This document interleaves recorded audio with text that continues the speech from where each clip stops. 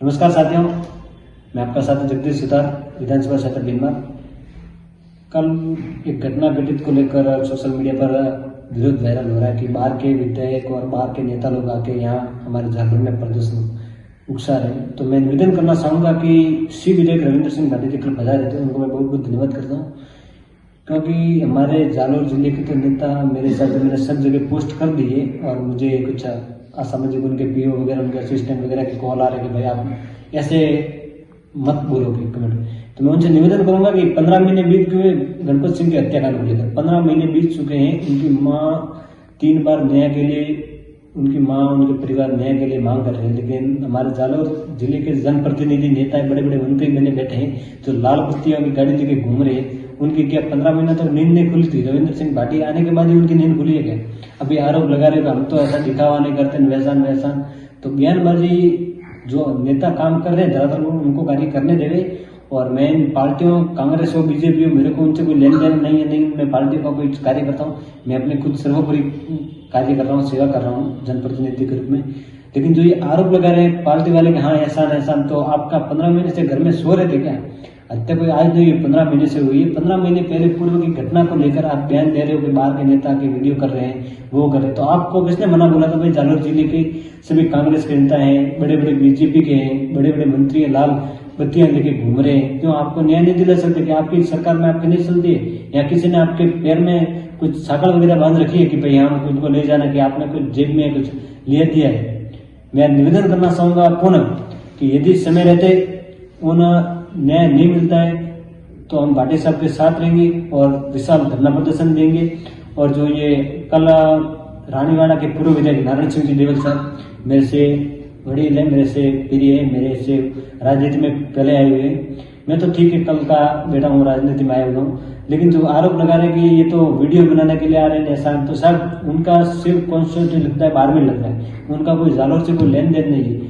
उनके पास कंप्लेन की कि भाई हमारे नेता नहीं सुन रहे हमारी। तो ये उन्होंने रविंद्र सिंह जी ने बहुत सही कहा कि भाई आपके जालौर के नेता हैं, इतने बड़े बड़े मंत्री बने बैठे हैं, वो आज कई टाइम में कहाँ पर दिखाई नहीं दे रहे, क्योंकि वो तो भी शौक मौज में लगे हुए हैं, शादियों में पार्टी मना रहे हैं। क्योंकि उनको तो समय निकल जाता है किसी पार्टी के बड़े नेता के बेटे की चुनाव प्रसार में चेन्नई तक चले जाते हैं, मद्रास तक चले जाते हैं, उदयपुर चले जाते हैं, मुंबई चले जाते हैं, लेकिन एक पीड़ित अपने क्षेत्र को न्याय, क्षेत्र की जनता को न्याय दिलाने के लिए जयपुर दिल्ली तक नहीं जा सकते। बहुत दुखद की घटना है। जालौर की विपरीत स्थितियां देखने चाहिए अभी इस हालत में जिस वर्तमान में, तो कानून व्यवस्था को लेकर बहुत हालत खराब है। क्योंकि यहाँ के मंत्री विधायक जो बैठे हैं ना, वो शर्म की बात है। उनको मैं निवेदन करना चाहूंगा, यदि आप अपनी कुर्सी नहीं संभाल सकते हो तो इस्तीफा दे दो, किसी युवाओं को मौका दे दो, ये अपनी कुर्सी संभालेंगे और जनता की सेवा करेंगे। जनता की सेवा के नाम पर जो आप प्रताड़ित कर रहे हो ना लोगों को, लोगों से अदभाव कर रहे हो, झूठे वादे कर रहे हो, हम वो करेंगे, ये सब झूठे वादे, खोखली बातें अभी मत किया करो, क्योंकि ये चुनावी बातें, अभी कोई चुनाव का समय भी नहीं है।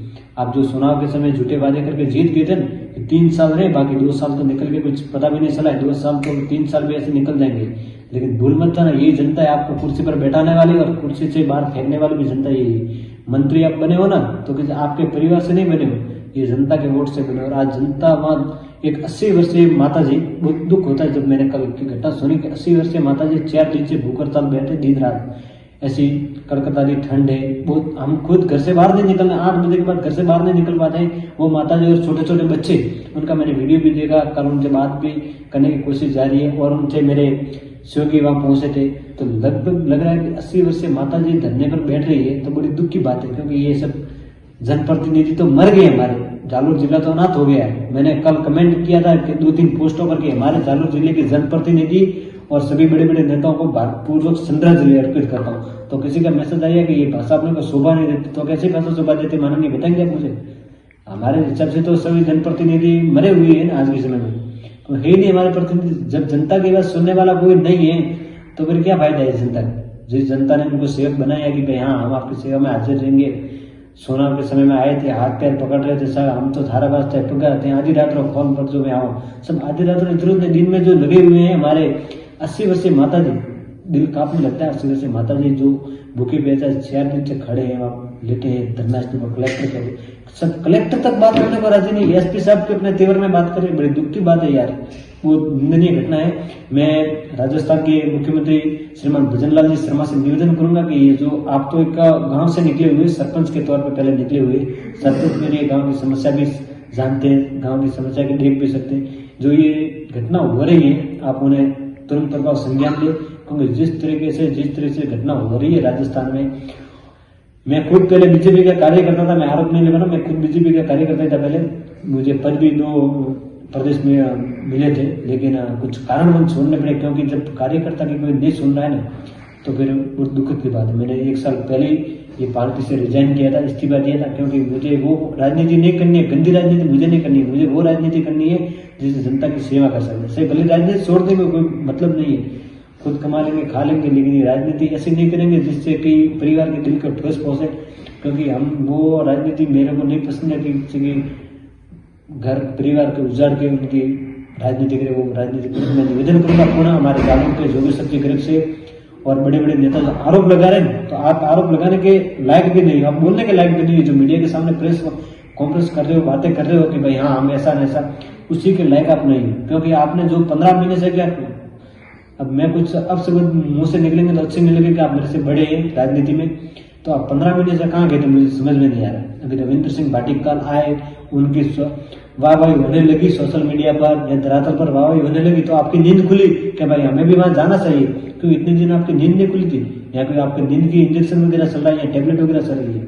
पुनः निवेदन करूंगा मैं सभी जालौर के नेताओं से, राजनीति करनी है तो गंदी राजनीति ना करे, पीड़ित जनता के लिए आवाज उठाए, उनकी आवाज बने, ऐसी राजनीति ना करे कि किसी जनता का घर उजड़ जाए, किसी के बेटा किसी का परिवार उजड़ जाए। आप ध्यान दें, इसी राजनीति में मुझे बिल्कुल इंटरेस्ट नहीं है। और जो नानक सिंह जी ने कल बयान दिया है कि हमें कि इसे शौक नहीं है, हम तो वायरल नहीं करते सोशल मीडिया पर, तो आज भी आपने पोस्ट डाली वो किसके लिए डाली थी, मुझे बताने के लिए डाली थी या शिव के विधायक हमारे बड़े भाई साहब रविंद्र सिंह जी को दिखाने के लिए डाली?